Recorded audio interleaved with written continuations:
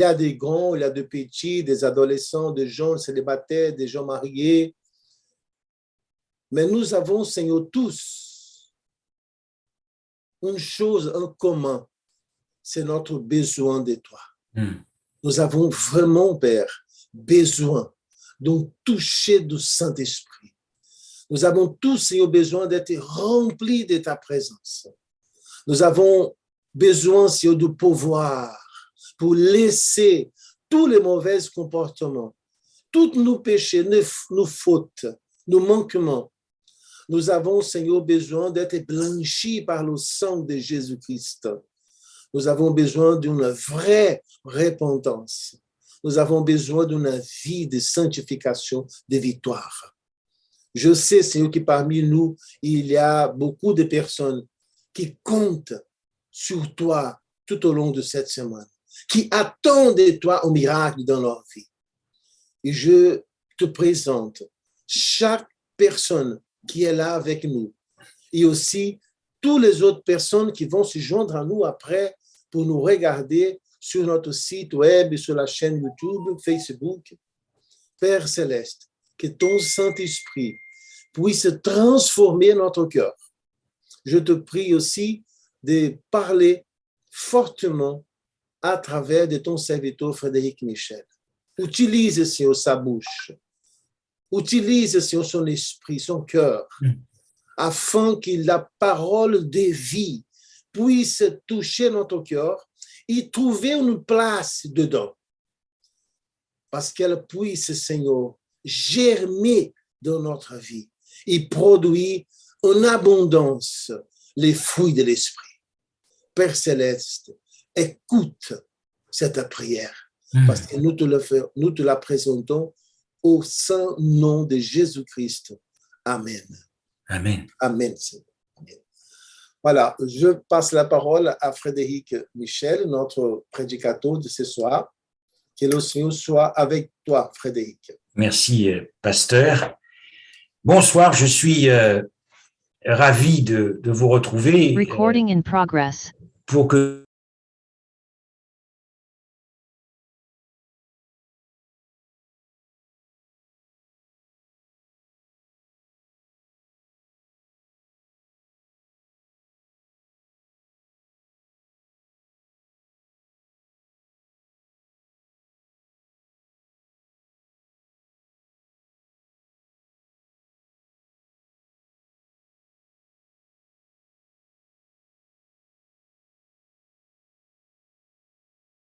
puisque notre pasteur, je crois, enregistre les voilà, donc, mais c'était une belle déclaration d'amour et une belle histoire d'amour. Et nous allons continuer ce soir dans cette belle histoire d'amour de tous les temps entre toi et ton Dieu, entre Dieu et ton toi. Et le thème que j'ai choisi ce soir pour entrer dans les charmes incomparables de Jésus-Christ, un choix impossible. Un choix impossible. Et je demanderai au pasteur s'il veut bien nous lire dans le livre de Luc pour nous introduire ce soir dans cet amour terrible que Dieu a pour la race humaine, dans Luc 22 et à partir du verset 39 jusqu'à 44. Luc 22, 39 à 44. Il sortit et s'y rendit comme d'habitude au mont des Oliviers. Ses disciples le suivirent. Lorsqu'il fut arrivé à cet endroit, il leur dit, « Priez pour ne pas céder à la tentation. » Puis, il s'éloigna d'eux à la distance d'environ un jet de pierre, s'est mis à genoux et pria, en disant, « Père, si tu voulais éloigner de moi cette coupe, toutefois, ce qui ne soit pas ma volonté que se fasse, mais la tienne. » Alors, un ange lui apparut du ciel pour lui fortifier. Saisi d'angoisse, Jésus priait avec plus d'insistance et sa sueur devint comme des caillots de sang qui tombent par terre. Amen. dans les autres évangiles, c'est à 3 reprises que Christ va supplier son Père s'il était possible. Est-ce que ce serait possible, Seigneur, qu'il puisse avoir un plan B, un plan C? Vous savez, chers amis, chers jeunes, ce soir-là, à Gethsémane, il était à peu près 23 heures, ce soir de la Pâque. D'après vous, comment ont réagi tous les êtres de l'univers qui habitent dans les mondes habités? Il y a des milliards et des milliards d'êtres célestes. Et il n'y a pas que des anges, puisque l'apôtre Paul nous parle de plusieurs variétés de corps célestes. D'après vous, quand l'univers et le cosmos, lorsque ces êtres ont vu ce Dieu qui était contesté par Lucifer, quand ils ont vu ce Dieu par terre, en train, nous dit certaines versions, d'agoniser, d'après vous, quelle a été la réaction des milliards et des milliards et des milliards d'êtres célestes? Lorsqu'ils ont vu ce Dieu, comme je l'ai dit hier, ils n'avaient jamais vu cela. Nous avons vu hier que quand ils ont vu Dieu bébé, ils pensaient connaître Dieu et puis finalement, ils ne connaissaient pas ce Dieu qui avait pris la résolution de devenir un bébé. Mais là, lorsqu'ils ont vu Dieu agoniser, tous les êtres célestes ont définitivement pris position pour Dieu. L'univers a basculé définitivement dans le camp de Dieu. Lorsqu'ils ont enfin découvert ce Dieu qu'ils ne connaissaient pas et qu'ils fréquentaient pourtant depuis sans doute une éternité, leurs cœurs se sont mis à battre pour Jésus comme jamais auparavant. Vous savez, chers amis, ne laissons pas aux anges le monopole du cœur, parce que Dieu aime spécialement notre race humaine. Et cependant, la seule race qui n'a pas encore basculé complètement dans les bras du Christ, c'est la race des hommes. Et cependant, cette lutte que Christ menait à Gethsémane, cette guerre mentale dans sa tête, morale, dans son cœur, il livrait une bataille pour toi, rien que pour toi, pour défendre tes droits, pour défendre l'héritage que nous avons perdu en Éden, pour défendre l'héritage qui nous a été volé par Satan. C'est pour toi qu'il était en train d'agoniser. Vous savez, le jardin de Gethsémane signifie le pressoir à olives. Vous avez vu un pressoir à olives, quand vous voulez presser un jus d'orange, c'est pour en obtenir du jus.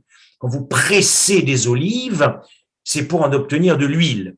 Mais ce soir-là, à Gethsémane, Christ pensait très fort à toi. Tu n'étais pas né, mais il pensait déjà à toi, puisque de toute éternité, il pensait à toi déjà. Mais le moment était venu, l'heure de toute éternité était venue pour une démonstration finale de l'amour de Dieu rien que pour toi. Et donc ce soir-là, il a été broyé, il a été écrasé par une détresse qu'on ne peut pas comprendre. Parce qu'il a été, comme le dit le texte, il était en train d'agoniser. C'est-à-dire qu'il était épouvanté, il était terrorisé par l'expérience qu'il avait qu'il allait vivre parce qu'il avait décidé dans son cœur de vivre cette expérience-là. Et lorsqu'il rentre peu à peu dans cette expérience que nous allons continuer à voir à partir de demain soir, eh ben, il s'est mis à agoniser, épouvanté et terrorisé. Ce qui se jouait à Gethsémani jusqu'à la croix, jusqu'à son sacrifice, jusqu'à ce qu'il soit pendu au bois, ce qu'il se jouait d'abord, c'était l'avenir de Dieu.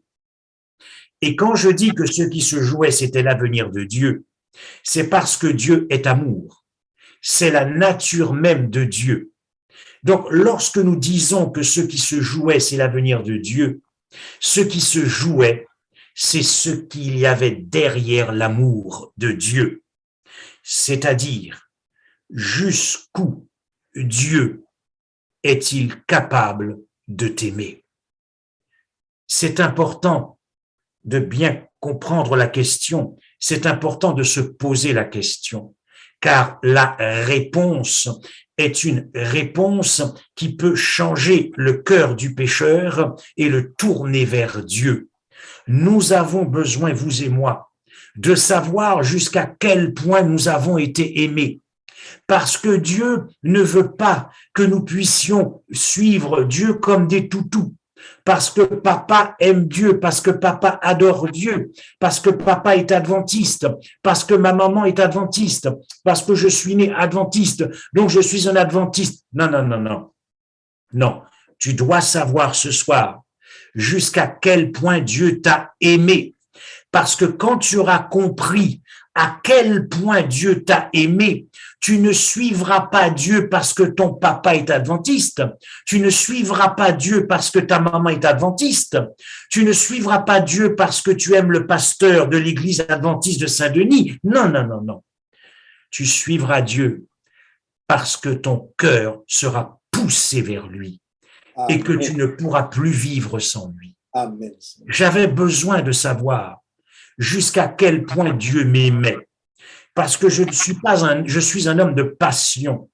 Je ne veux pas suivre Dieu à l'aveugle. Je ne veux pas suivre Dieu comme un toutou.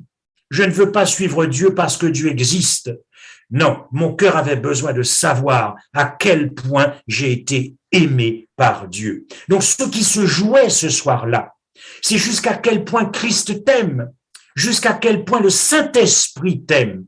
Ce qui se jouait ce soir-là jusqu'à la croix, c'est l'amour qui va se sacrifier. Mais jusqu'où l'amour est capable de se sacrifier? Est-ce que Jésus-Christ avait pris dans sa tête et dans son cœur la décision de ne se perdre que pour 3 jours? Ou est-ce que Christ avait pris la décision dans sa tête de se perdre pour toujours? Est-ce que Dieu est capable de se perdre pour toi pour toujours? Ou est-ce que Dieu est capable de se perdre pour toi? Oui, mais juste que pour 3 jours. Nous le verrons par la suite des messages. Je peux vous assurer que si Christ avait pris la résolution de se perdre que pour 3 jours, il aurait perdu le conflit cosmique, car il aurait continué à être accusé par Satan, en disant que Dieu pense à lui-même. Oui, il a fait un geste, il s'est perdu pour 3 jours, mais il pensait à lui-même, parce que ce n'était que pour 3 jours. Mais la démonstration que Dieu a faite dans l'univers, c'est qu'il a démontré qu'il était capable de se perdre pour toujours, et pas pour n'importe quelle race, une race de méchants, une race de bandits. Il était capable de se perdre pour toujours, pour des êtres comme nous, qui étaient des êtres méchants, parce que nous n'avions pas voulu de Dieu et que nous nous sommes détournés de Dieu. Chers amis, ce qui se jouait ce soir-là à Gethsémani, c'est naturellement ton avenir. Si tu existes, si tu as pu venir à l'existence, si tes parents ont pu venir à l'existence, si la race humaine ne s'est pas éteinte en Éden et si elle n'a pas disparu en Éden, c'est parce que Christ a lutté ce soir-là pour obtenir une victoire pour la race humaine, pour lui donner de la dignité et pour lui permettre de continuer à vivre et lui donner une chance de se sentir aimé par le Père, le Fils et le Saint-Esprit. Ce qui se jouait, c'était la possibilité que tu viennes à l'existence. Ce qui se jouait, c'est ton histoire, c'est ta vie éternelle, c'est ta destinée. Ce qui se jouait, c'est jusqu'où Dieu est-il prêt à renoncer à lui-même. L'amour fait souffrir. L'amour fait terriblement souffrir. Ce qui se jouait, c'est la coupe. C'est-à-dire, lorsque Jésus dira, mais est-ce qu'il n'est pas possible, papa, s'il te plaît, en pleurant, en agonisant, si l'ange n'était pas venu fortifier Christ, c'était la crise cardiaque à Gethsémani. Mais il fallait qu'il aille jusqu'à la croix. Il fallait qu'il aille jusqu'à la croix. Donc, ce qui se jouait aussi, c'est l'expérience qu'il avait décidé d'accomplir. Et pas n'importe quelle expérience. La Bible appelle cela la seconde mort. Et nous verrons pour cela. Mais ce qui se jouait là, à Gethsémani, jusqu'à la croix, ce n'est pas l'innocence de Jésus, car Jésus a été innocent. Il a triomphé de l'ennemi.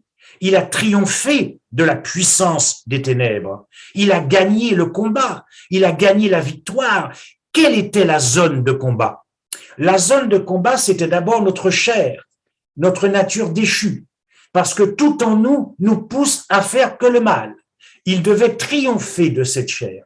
Il a triomphé du péché. Le péché, qu'est-ce que c'est le péché?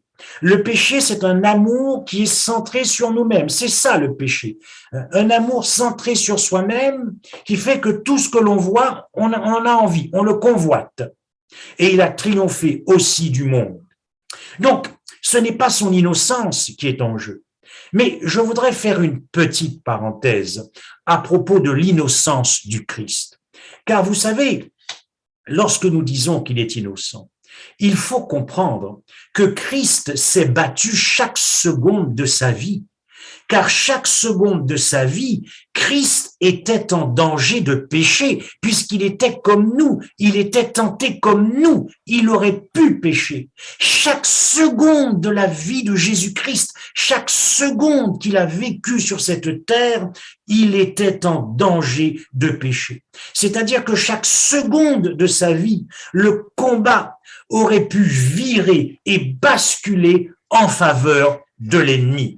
Est-ce que vous imaginez que chaque seconde de la vie de Jésus-Christ, l'échec était possible à tout moment? Une seule mauvaise pensée en 33 ans et demi, un seul mauvais sentiment,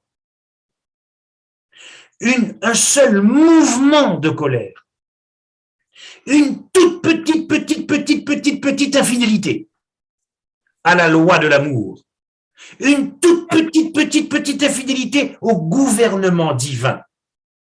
Et nous perdions, vous et moi, pour toujours la vie. Il n'y aurait pas eu de Zoom ce soir. C'était terminé. Si le péché s'était trouvé en Christ, c'était fini pour la famille divine. C'était fini pour la famille royale.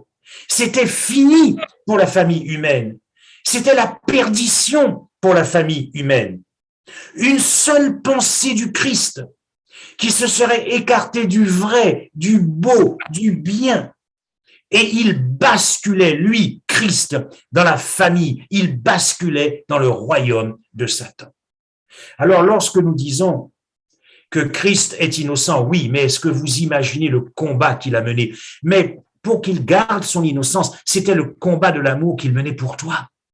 Il menait le combat de l'amour, le combat de la vie à chaque seconde. Il ne pensait qu'à toi. Il faut imaginer la pression qu'il avait sur lui et toutes les puissances, la puissance des ténèbres qui l'oppressaient à chaque seconde de sa vie. Mais à Gethsémani, c'est une autre expérience qu'il doit vivre. Ce n'est plus l'expérience de la victoire sur le péché, la victoire de l'amour, il doit continuer à mener ce combat de l'amour, car ce qui se joue à Gethsémane et ce qui se joue jusqu'à la croix, ce n'est pas l'innocence du Christ qui est acquise une fois pour toutes. Ce qui se joue, c'est sa culpabilité devant Dieu. Ce qui se joue, c'est qu'il accepte dans le même temps qu'il soit complètement innocent, il doit accepter aussi de perdre son innocence pour rentrer dans cette expérience où il se présentera devant Dieu comme étant coupable. C'est la coupe de la culpabilité, c'est la coupe du châtiment, c'est la coupe de la condamnation, c'est la coupe de la colère, c'est la coupe de la faute. Et c'est cette expérience-là dans laquelle il va entrer et qui va l'écraser, qui va le pousser à agoniser et connaître une détresse extrême. Oh, chers amis, considérez bien ceci.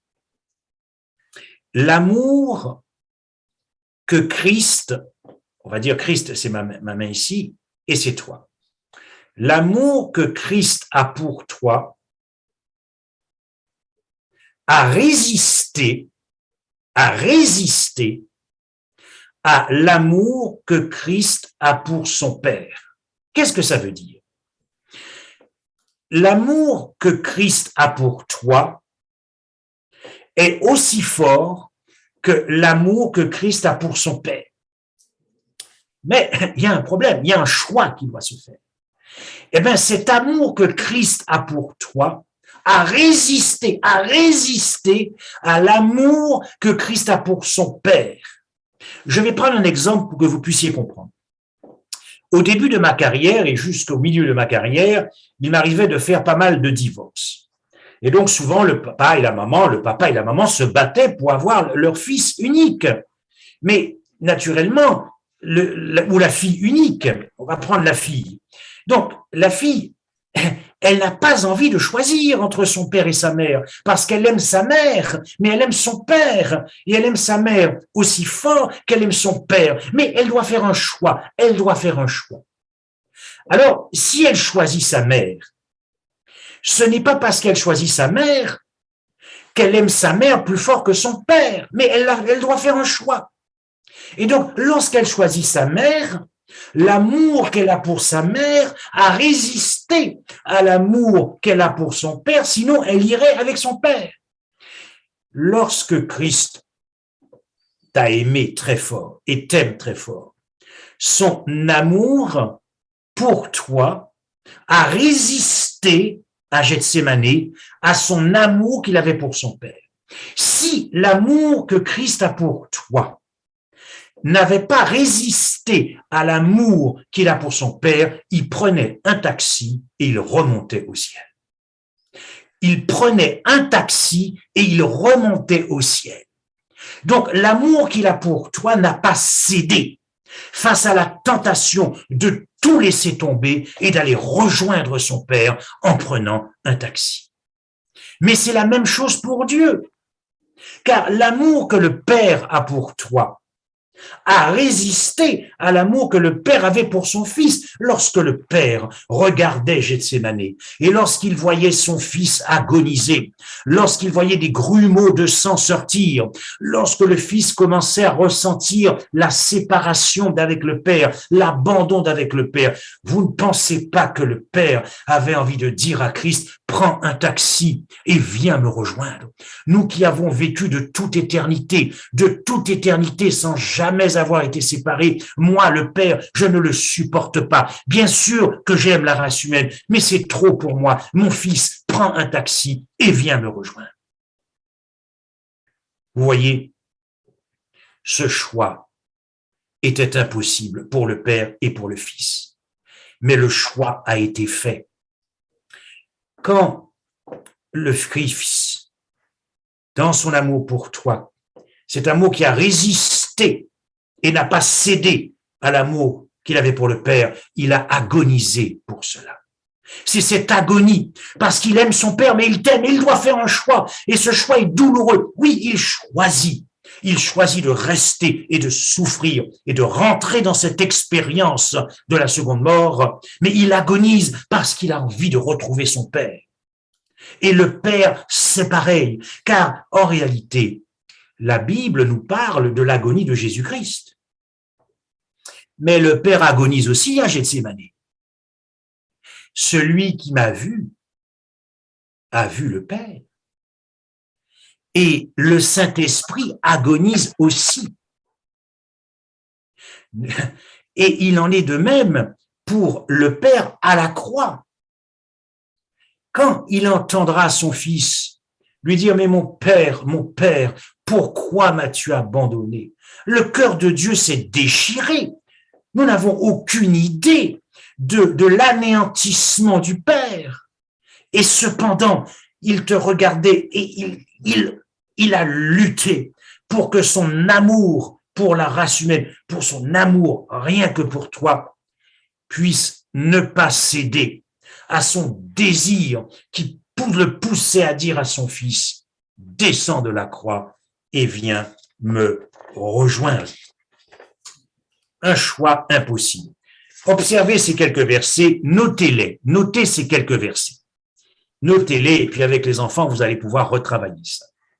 Dans Jean 17 et le verset 23. Moi en eux et toi en moi, afin qu'ils soient parfaitement un et que le monde connaisse que tu les as aimés comme tu m'as aimé. Au début du ministère, nous avions ce témoignage du Père. Observez bien, c'était le témoignage, les cieux se sont déchirés, les cieux se sont ouverts et une voix se fit entendre en disant « Alexia, tu es ma fille bien-aimée en qui j'ai mis toute mon affection. Brenda, tu es ma fille bien-aimée en qui j'ai mis tout mon amour. » Etc. Colette, Dina, Francesca, Bernadette. Voyez bien, et là, à la fin de son ministère, le témoignage vient de Jésus-Christ. Donc, nous avons des preuves que nous sommes aimés. Nous avons des preuves que nous sommes aimés. Jésus-Christ dira que le Père m'aime comme il t'aime. Est-ce que tu imagines ce que je viens de dire? Est-ce que tu imagines ce que je viens de dire? Lorsque Dieu aime son Fils, l'amour du Père pour son Fils, mais nous ne sommes pas en train de parler de notre amour entre nous, hein, ou alors dès qu'il y a un truc qui ne va pas, c'est terminé, on ne s'aime plus. Hein, car l'amour que nous connaissons, eh ben, malheureusement, c'est un amour qui peut mourir. C'est un amour qui peut s'user. C'est un amour qui peut se fatiguer. Ça, ce n'est pas l'amour de Dieu. L'amour de Dieu, c'est la perfection. Est-ce que vous imaginez que vous êtes aimé par Dieu à la perfection de son amour? Amen. La totalité de l'amour.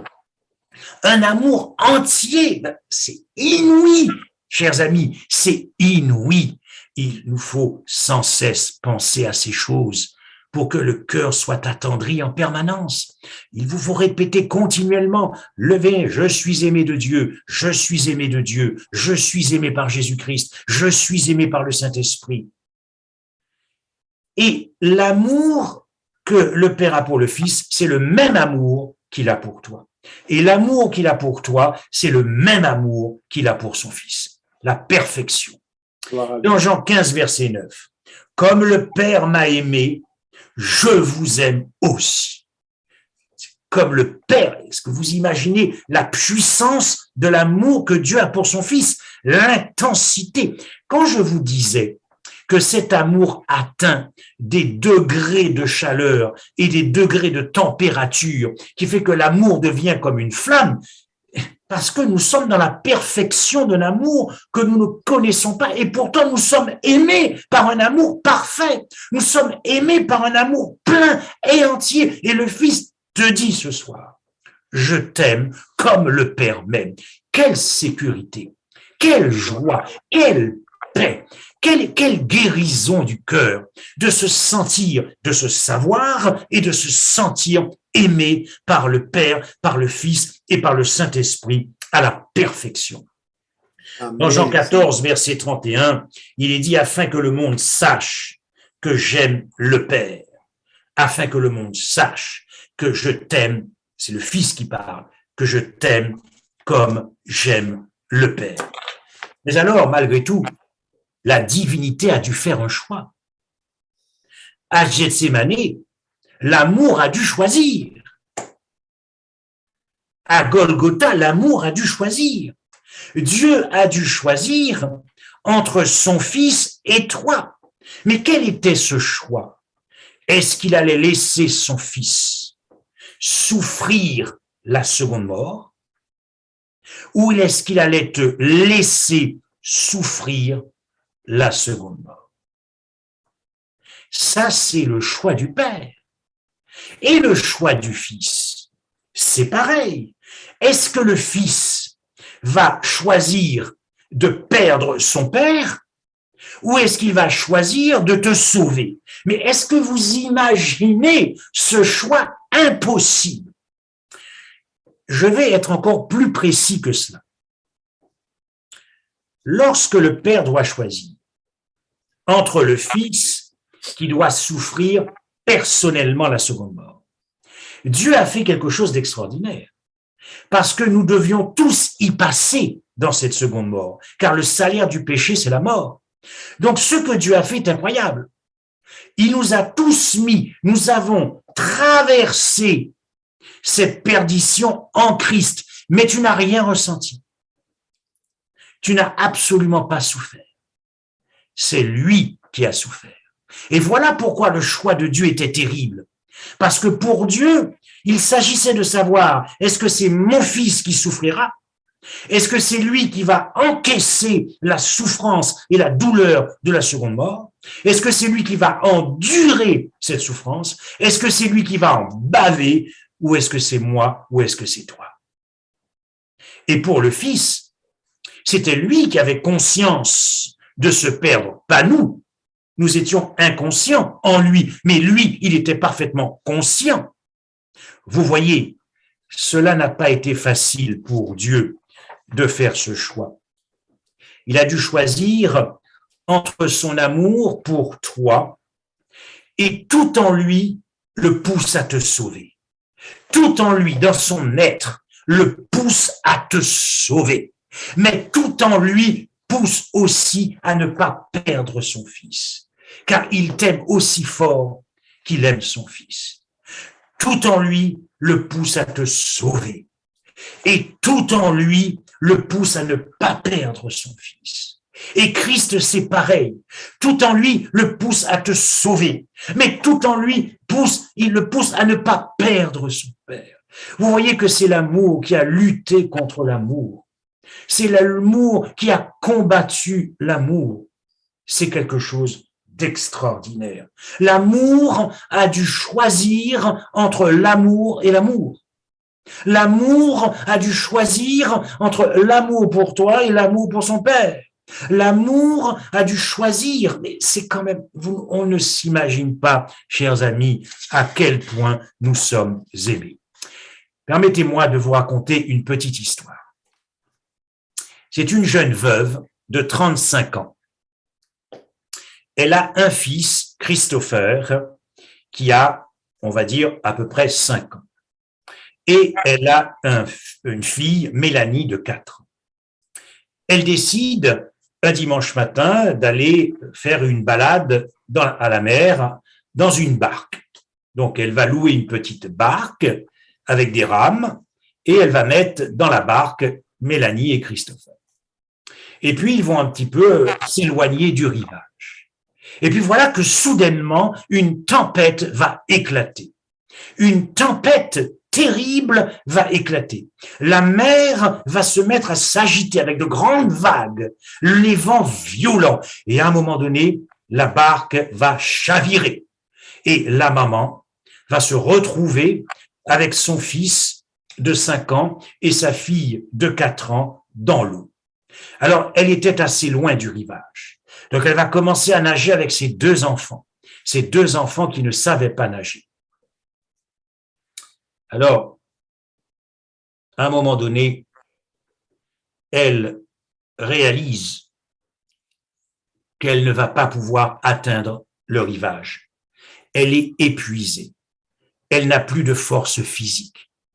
Elle réalise que si elle essaye de nager avec ses 2 enfants, elle va tout perdre. Elle va se perdre, elle va se noyer, et son fils va se noyer, et sa fille va se noyer. Elle doit prendre une décision. Un choix impossible, car elle réalise que si elle veut sauver au moins sa famille, elle doit faire le choix. Elle ne peut arriver au rivage qu'avec un seul enfant, elle est épuisée. Qui va-t-elle laisser dans l'eau? Son fils ou sa fille? Un choix impossible. Je m'adresse ici aux parents, que ce soit des mères ou des pères. Si nous nous mettons à la place de cette jeune femme et que vous êtes dans l'eau et que vous êtes obligé d'abandonner soit votre fils ou soit votre fille pour sauver un enfant, lequel allez-vous laisser se noyer dans l'eau? Votre petit garçon ou votre petite fille? Un choix impossible, car celui ou celle que vous allez laisser va déchirer votre cœur pour toujours. Elle a fait le choix de garder la petite.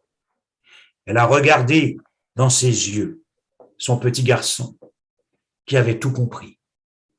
Et au fur et à mesure qu'elle le laissait, elle entendait son petit qui lui disait « Maman, maman, pourquoi m'as-tu abandonné ?» Chers amis, je voudrais ici m'adresser aux adultes, mais aussi aux jeunes. Si nous négligeons d'approfondir un tel amour, le ciel va considérer que nous sommes tout à fait indifférents. Si vous et moi, chaque jour, nous n'essayons pas de comprendre ce qui s'est passé, c'est comme si nous sommes indifférents. C'est comme si la seule chose que vous et moi nous attendons, c'est la vie éternelle. Ce n'est pas ça, la vie éternelle. La Bible dit que la vie éternelle, c'est qu'ils te connaissent. Et la Bible dit, lorsque vous aurez élevé le Fils de l'homme, vous connaîtrez qui je suis. Oui, nous ne pouvons pas ne plus être ébranlés par ce cri poussé par Christ, par cette scène de Gethsémanée. Est-ce que nos cœurs sont encore remués? Est-ce que nous lisons encore ces passages? Ou est-ce que nous préférons passer notre temps pour essayer de comprendre ce qu'il y a dans le vaccin? Vous savez combien de fois mon cœur a été brisé pendant ces 2 années que nous avons passées. Je recevais chaque jour des dizaines et des dizaines de WhatsApp pour m'expliquer ce qu'il y avait dans le vaccin. Comme si nous, en tant qu'adventistes, nous étions tous plus passionnés par ce qu'il y avait dans le vaccin, par ce qui s'est passé à la croix et par ce qui s'est passé à Gethsémanée. Dieu a fait un choix terrible. Christ a fait un choix terrible. La preuve, c'est que toute la famille divine a agonisé. Mais le choix que Dieu a fait, il a été fait en ta faveur. Voilà pourquoi tu es l'être le plus précieux. Parce que ce choix a été fait en ta faveur. Tu es l'être le plus courtisé. Parce que ce choix a été fait en ta faveur. Tu es l'être le plus aimé parce que ce choix a été fait en ta faveur. Ce sera difficile de se perdre. Quand on a compris un tel amour et quand on ne résiste pas à l'amour, ne pas résister à Christ, c'est ne pas résister à l'amour. Car se convertir à Christ, c'est se convertir à l'amour. Alors lorsque nos cœurs ont été touchés par un tel amour, c'est impossible de se perdre. Il faut vraiment se battre et résister contre l'amour pour se perdre. Oui, si le choix a été fait en ta faveur, est-ce que tu imagines la valeur que tu as aux yeux de l'univers? Est-ce que tu imagines l'importance que tu as aux yeux de l'univers? Reconsidérer ce choix, l'amour du Père pour le Fils. Oh mon Fils, je ne veux pas t'abandonner, je ne veux pas te perdre, mais l'amour du Père pour toi. Oh, mon fils, ma fille, je ne veux pas t'abandonner. je ne veux pas te perdre. L'amour du Fils pour son Père, ô Père, je ne veux pas te perdre, je ne veux pas t'abandonner. Mais l'amour du Fils pour le pasteur Noé, mais pasteur, je ne veux pas te perdre et je ne veux pas t'abandonner. Eh bien, le choix a été fait, la divinité a été faite et ce choix a été fait en notre faveur. En notre faveur, chers amis. Voilà pourquoi, lorsque nous avons compris cela, naturellement, nous adorons Dieu. Notre cœur tout entier désire l'adorer. Avant de conclure, je voudrais achever ce message, un choix impossible, par une dernière courte histoire. C'est un aiguilleur de train, celui qui assure la circulation des trains. Son fils, c'est l'anniversaire de son fils. Et son fils dit, papa, je voudrais comprendre ce qu'est ton métier. Amène-moi à la gare et explique-moi ce qu'est ton métier. Et alors, le père qui est assez fier, pour les 15 ans d'anniversaire de son fils, amène son fils. Et pendant que le père était à la manœuvre pour pouvoir aiguiller un train, il ne s'est pas aperçu que le pied de son fils était pris dans des rails. Et voilà qu'un train à grande vitesse arrive et que le père doit faire un choix. Il doit faire un choix impossible. Soit il sauve son fils et ses 350 passagers dans le train qui meurent en faisant dérailler le train à grande vitesse, ou soit il perd son fils et il sauve les 350 passagers. Quel a été le choix de son père? Quel aurait été votre choix? Dans l'histoire, c'est une illustration. Il a préféré sacrifier son fils et sauver les 350 passagers. Mais le drame, c'est que lorsque le train, comme vous l'imaginez, a écrasé le fils, les passagers étaient en train de danser, ils étaient en train de boire, ils étaient en train de manger. Ils n'avaient pas compris ce qui se passait. Beaucoup de chrétiens suivent Christ sans jamais avoir compris les profondeurs du sacrifice, parce qu'ils n'ont jamais cherché, ils n'ont jamais pensé que c'était là que se trouvait la relation intime avec Dieu et la vie éternelle. Je voudrais vous laisser avec un texte que nous trouvons dans Ecclésiaste 9 et le verset 4, et je vais vous le lire. Ecclésiaste 9 et le verset 4. Pour tous ceux qui vivent, il y a de l'espérance, et même un chien vivant vaut mieux qu'un lion mort. Un chien vivant vaut mieux qu'un lion mort. Vous savez ce que symbolise le chien dans l'Écriture? Le chien dans l'Écriture symbolise les pécheurs. Il y a plein de versets qui me viennent à l'esprit, notamment dans le dernier livre. Dehors, dehors les chiens, dehors les impudiques, car ils n'hériteront pas. Mais symboliquement, que symbolise le lion? La tribu du roi de Juda. C'est le Christ. Dans ce sacrifice, ce que l'Ecclésiaste veut nous faire comprendre, quand il dit que même un chien vivant vaut mieux qu'un lion mort, c'est que la divinité avait juré de toute éternité qu'il était préférable que tu existes et qu'il était préférable qu'elle passe dans la seconde mort. Amen. Amen, amen. Amen. Voilà, les amis. Gloire à Dieu. Gloire à Dieu. Je vous invite maintenant à passer au moment de prière. Je vais vous diviser par groupe et on va passer 5 minutes en prière. On va prier. On va demander au Seigneur d'intervenir dans notre vie ce soir avec sa puissance, afin que nous puissions finalement comprendre la profondeur, la largeur, la longueur de cet amour de Dieu. Alors, nous aurons donc 5 minutes dans le groupe. Je veux vous mettre 2 par 2, d'accord? Pour que nous puissions passer ces moments en priant. On va prier au Seigneur.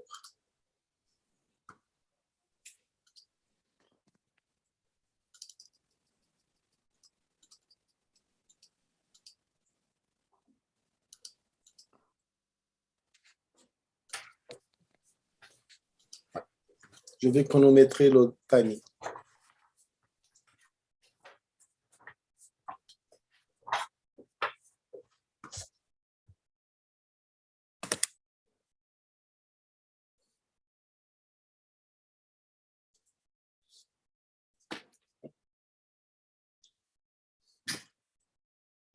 Il faut que tout le monde accepte l'invitation parce que sinon, on va laisser une personne toute seule dans une salle.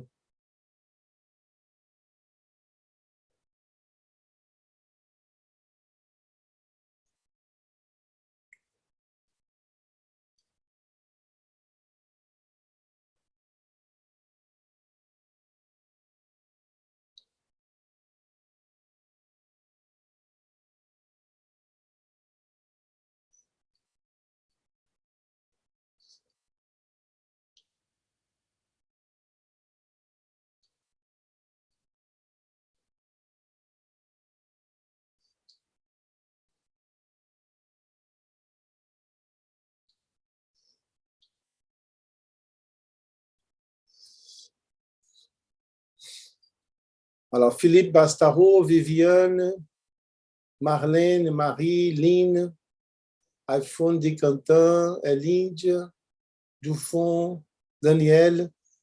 Votre compagnon de prière vous attend dans la salle, s'il vous plaît. Moi, j'ai rien qui apparaît sur mon écran.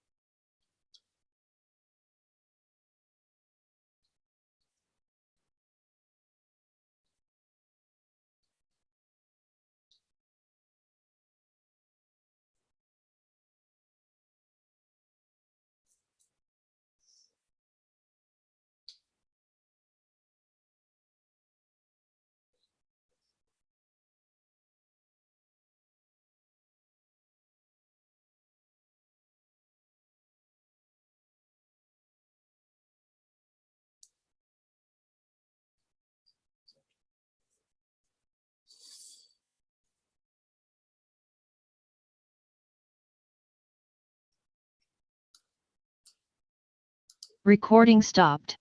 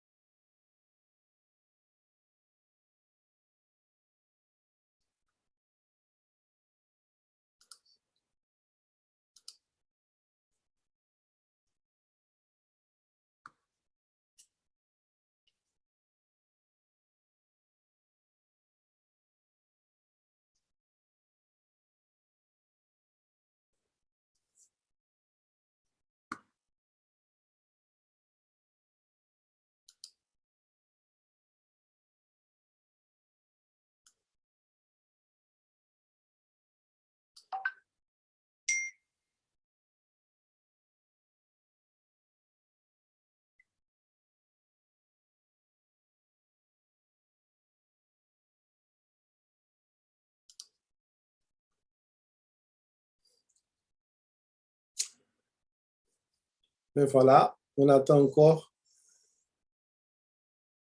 quelques secondes pour que tous les participants puissent sortir de leur salle et se joindre à nous.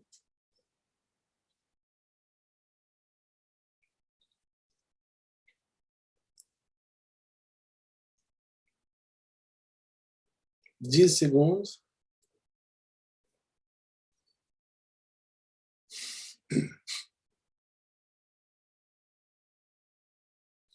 Voilà. Ils sont en train d'arriver.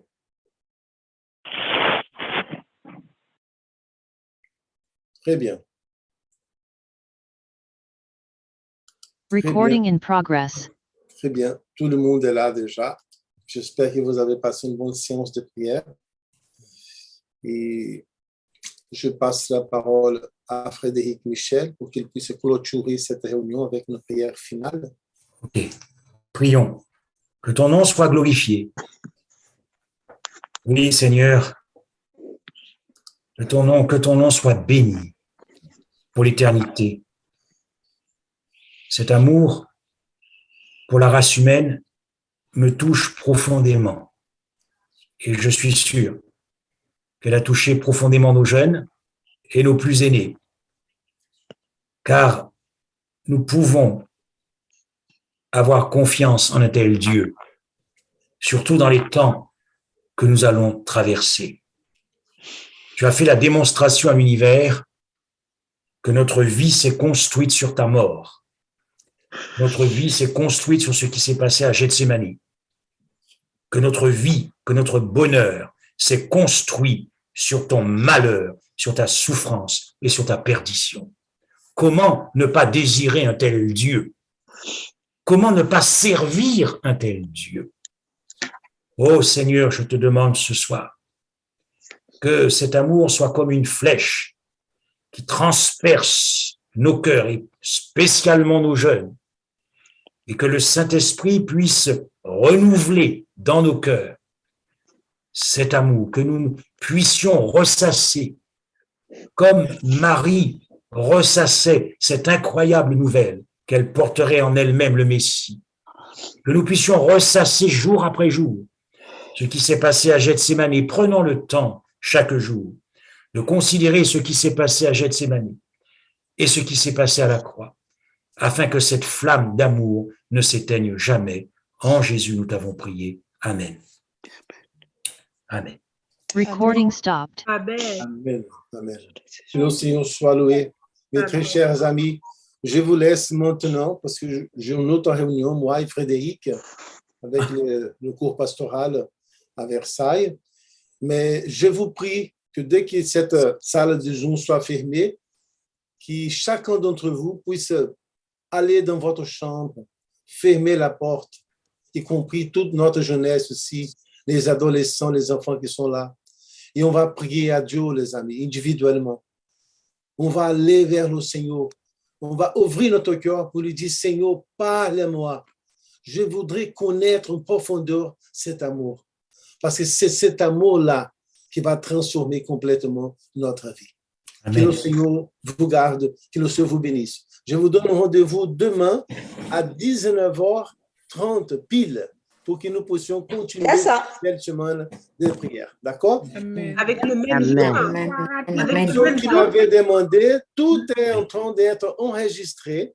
Et le samedi prochain, Daniel va mettre toutes les prédications de toute la semaine sur notre chaîne YouTube. Amen. Amen. D'accord? Amen. Amen. Restez Au revoir tout le monde. Bonne soirée. Bonne soirée. Au revoir. Bonne soirée, Merci. au revoir. Merci, au revoir. Merci, mon frère Frédéric. Merci, mon pasteur. Bonne soirée. Merci Bye à bye. vous. Bonne soirée. Soirée à tout le monde. tous. Bonne soirée, Bonne soirée, les enfants. Merci.